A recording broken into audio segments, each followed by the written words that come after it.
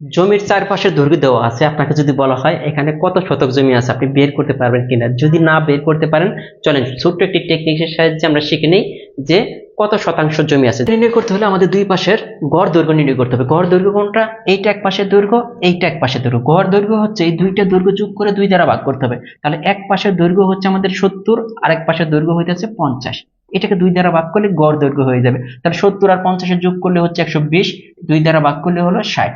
Same ভাবে আমাদের গড় প্রস্থ নির্ণয় করতে হবে। গড় প্রস্থ কোনটা?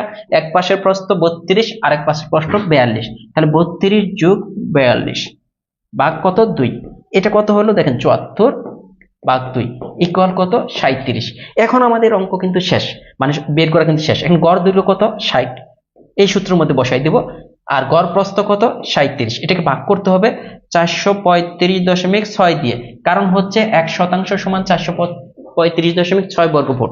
এখন যদি এইটাকে এটা দ্বারা গুণ করি তাহলে হবে 2220, আর এটাকে 435.6 দ্বারা যদি ভাগ করি, আপনি ক্যালকুলেটর দ্বারা ভাগ করবেন, ভাগ করলে 5.09 পয়েন্ট, তার মানে 5% 9 পয়েন্ট। এখানে জমি আছে কত? 5% 9 পয়েন্ট। এরকম ভাবে আপনি যে কোনো জমির শতাংশ, কত শতাংশ বের করতে পারবেন।